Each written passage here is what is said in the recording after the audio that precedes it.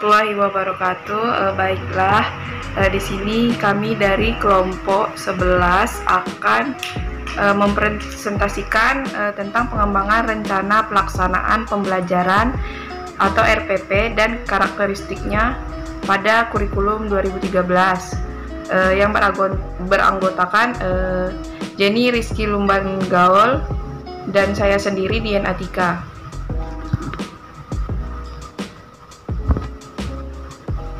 Baiklah, yang pertama, materi pertama yang akan saya jelaskan, pengertian RPP. Nah, rencana pelaksanaan pembelajaran adalah rencana yang menggambarkan prosedur dan perorganisasian pembelajaran untuk mencapai satu kompetensi dasar. Menurut Nana Sujana, mengatakan bahwa perencanaan adalah proses yang sistematis dalam pengambilan keputusan tentang tindakan yang akan dilakukan pada waktu yang akan datang. Selanjutnya itu menurut Hadari Nawawi, menyatakan bahwa perencanaan berarti menyusun langkah-langkah penyelesaian suatu masalah atau pelaksanaan suatu pekerjaan yang terarah pada pencapaian tujuan tertentu. Selanjutnya itu menurut Mulyani Sumantri, pembelajaran adalah suatu cara bagaimana mempersiapkan pengalaman belajar bagi peserta didik. Yaitu selanjutnya mengenai pengembangan RPP mengikuti prinsip-prinsip sebagai berikut. Yang pertama yaitu RPP merupakan terjemahan dari ide kurikulum yang berdasarkan silabus yang telah dikembangkan pada tingkat nasional ke dalam bentuk rancangan proses pembelajaran untuk direalisasikan dalam pembelajaran. Yang kedua yaitu RPP dikembangkan sesuai dengan yang dinyatakan dalam silabus dengan kondisi pada satuan pendidikan baik kemampuan awal peserta didik, minat, motivasi belajar, bakat, potensi, kemampuan emosi, maupun gaya belajar. Yang ketiga yaitu RPP mendorong partisipasi aktif peserta didik. Sementara yang keempat yaitu RPP sesuai dengan tujuan kurikulum 2013 untuk menghasilkan peserta didik yang mandiri dan tak berhenti belajar. Yang kelima itu RPP mengembangkan budaya membaca dan menulis. Keenam, proses pembelajaran dalam RPP itu dirancang untuk mengembangkan kegemaran membaca, pemahaman beragam bacaan, dan berekspresi dalam bentuk tulisan. Yang ketujuh yaitu RPP memuat rancangan program memberikan umpan balik positif, penguatan, pengayaan, remedi, dan umpan balik.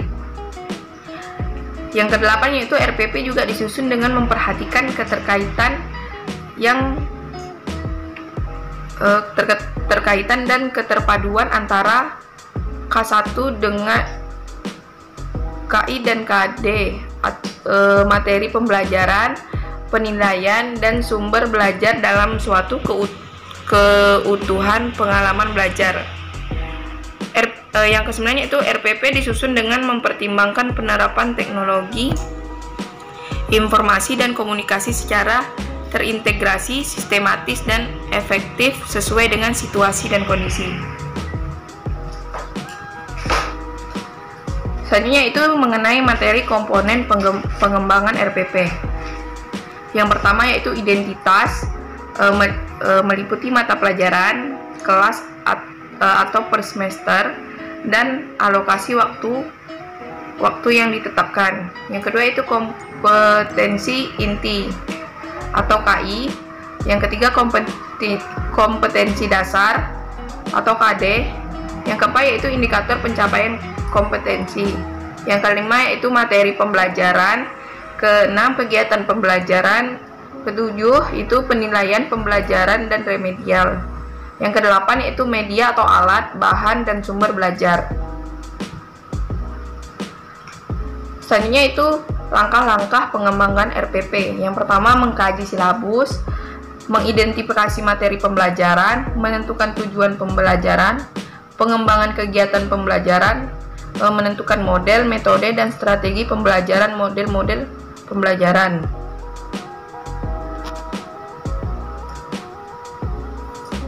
Format dan model RPP ini bisa dilihat, yaitu rencana pelaksanaan pembelajar meliputi identitas program pendidikan, nama sekolah, mata pelajaran,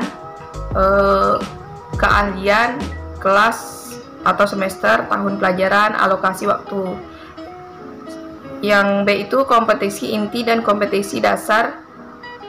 Kompeten inti itu meliputi pengetahuan, keterampilan. Kompetensi dasarnya itu KD pada KI pengetahuan, KD pada KI keterampilan. Selanjutnya itu indikator pencapaian kompetensi, itu terdapat indikator KD pada KI pengetahuan, indikator KD pada KI keterampilan. Yaitu selanjutnya tujuan pembelajaran, materi pembelajaran. Nah, rincian dari materi pokok pembelajaran itu pendekatan, strategi dan metode kegiatan pembelajaran. Pertemuan pertama yaitu pendahuluan kegiatan awal, kegiatan inti, penutup. Misalnya pertemuan kedua yaitu pendahuluan atau kegiatan inti, penutup, dan pertemuan seterusnya gitu. Yang selanjutnya alat atau bahan dan media pembelajaran. Sumber belajar, penilaian pembelajaran, yaitu teknik penilaian, instrumen penilaian.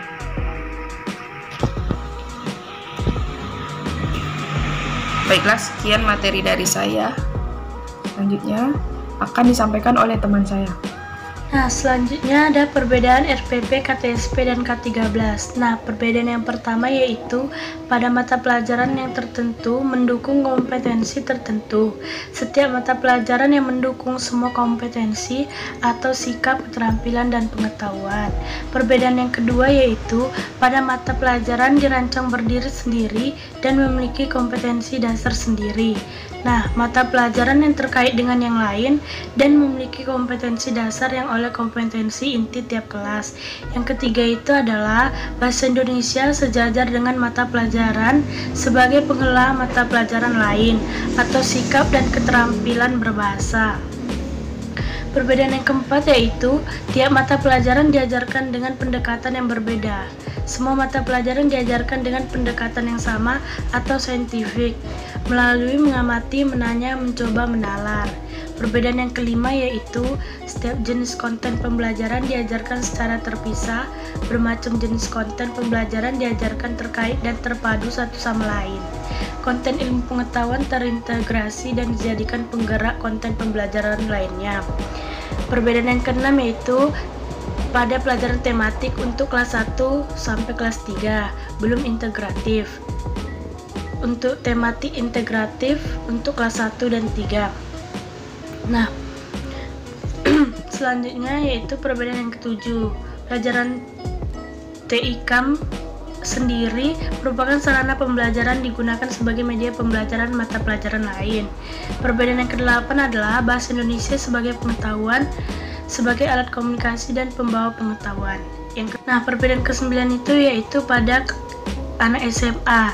Nah, jurusan di SMA itu adalah sejak kelas 11. Nah, ada mata pelajaran wajib, peminatan, antar minat, dan pendalaman minat. Nah, perbedaan yang ke-10 yaitu pada jurusan SMA dan SMK tanpa kesamaan kompetensi SMA dan SMK memiliki mata pelajaran wajib yang sama terkait dengan dasar-dasar pengetahuan, keterampilan, dan sikap. Nah, perbedaan yang ke-11 yaitu penjurusan pada jurusan SMK ini sangat detail, tidak terlalu detail sampai bidang studi. Di dalamnya terdapat pengelompokan, peminatan, dan pendalaman. Nah, ada juga persamaan RPP, KTSP, dan K13. Nah, persamaan yang pertama yaitu dalam penyusunan rencana pelaksanaan pembelajaran atau RPP ini masih merupakan tugas guru yang bersangkutan. Nah, yang kedua itu adalah prinsip penyusunan harus memperhatikan keterkaitan dan keterpaduan. Harus ada koordinasi antar komponen pelaksana program di sekolah. Persamaan yang ketiga yaitu pada indikator dalam RPP, KTSP, dan kurikulum 2013 ini dirancang agar siswa harus berpikir kritis untuk menyelesaikan permasalahan yang diajukan, sehingga belajarlah untuk berpikir algoritmis. Nah, Yang keempat yaitu pendekatan masalah dimulai dari konkret, kemudian ke semi konkret, dan akhirnya abstraksi permasalahan. Yang kelima yaitu materinya disusun seimbang yang mencakup kompetensi, pengetahuan, dan keterampilan. Yang keenam, pada pendekatan pembelajaran berdasarkan pengamatan, pengumpulan data, penalaran, dan penyampaian hasil melalui pemanfaatan berbagai sumber belajar.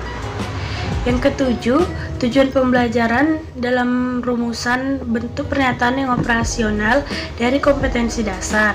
Jika rumusan kompetensi dasar sudah operasional, rumusan tersebutlah yang dijadikan dasar dalam merumuskan tujuan pembelajaran. Nah, tujuan pembelajaran dapat terdiri atas sebuah tujuan atau beberapa tujuan.